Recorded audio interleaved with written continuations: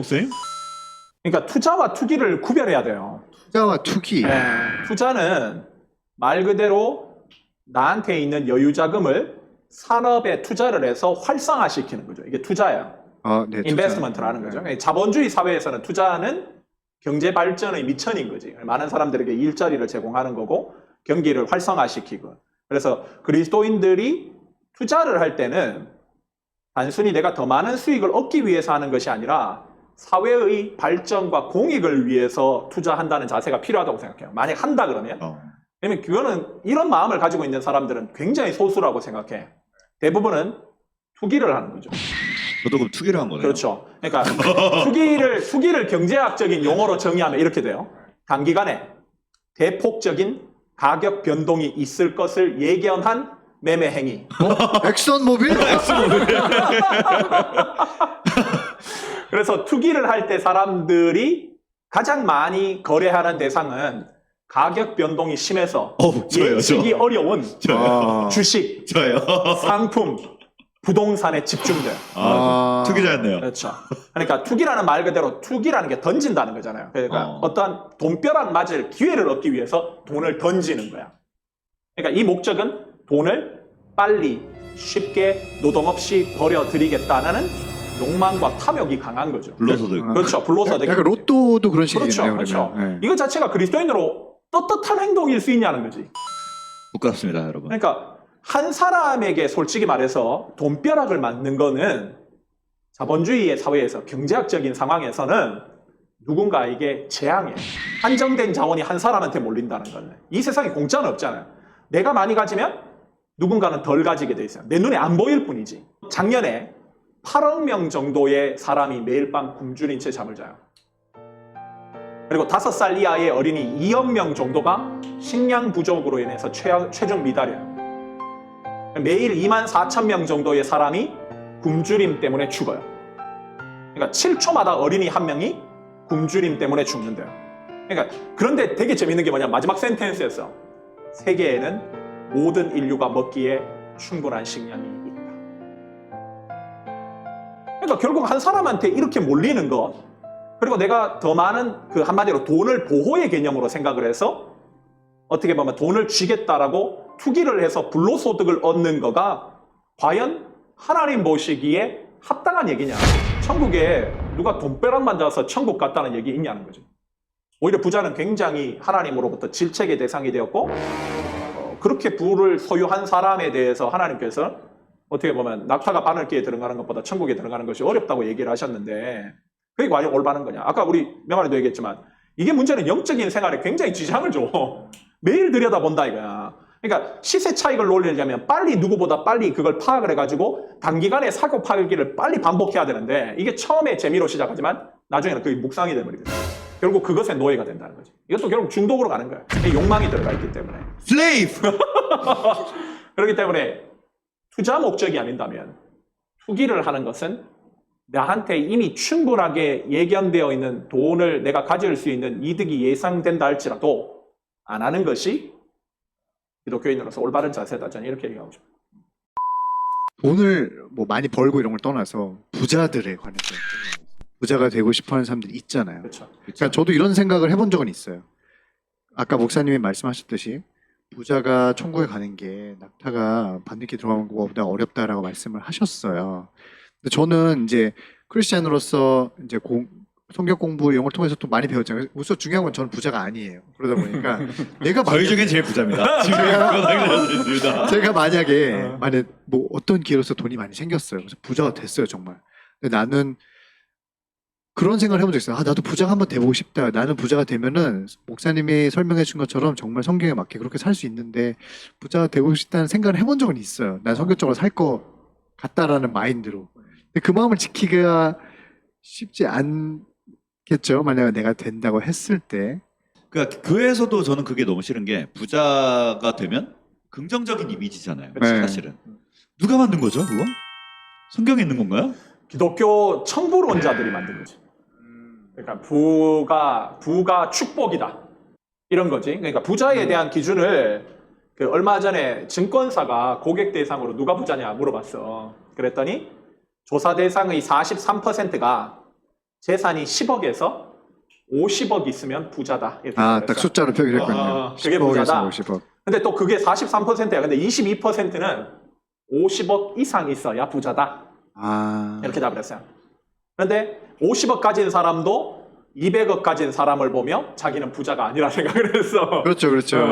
그러니까 이게 명확하지가 않은 거예요. 그러니까 결국 여기에 만약에 이 기준이 소위 해서 사람들이 가지고 있는 일반적인 통념이라고 생각한다면 부자는 그 사회에서 일반적으로 사람들이 가지고 있는 수준보다 더 많은 물질을 소유하는 게 부자인 거지.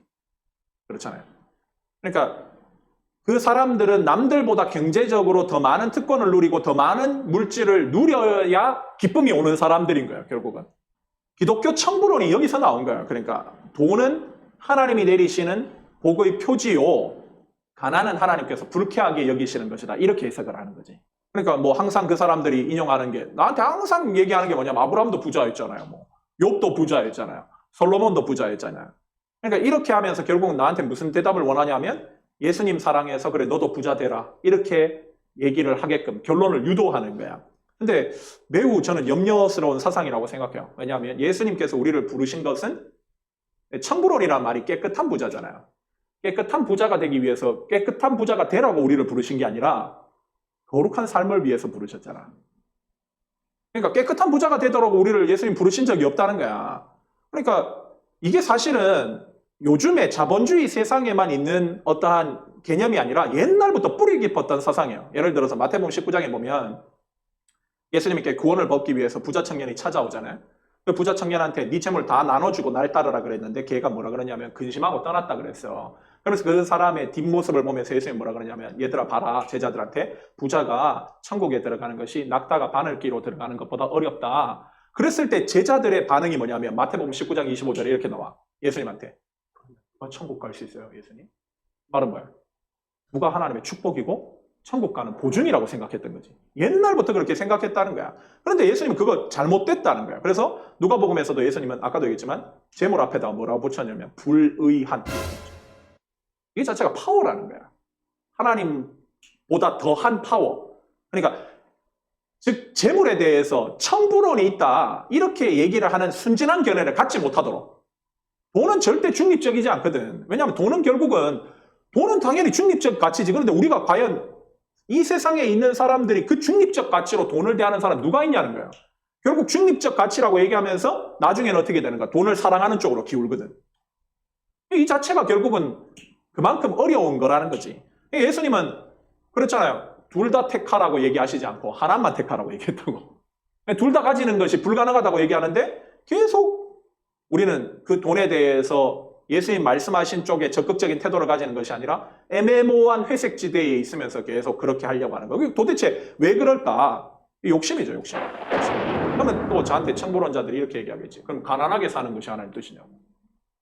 가난하게 사는 건 하나님 뜻 아니죠.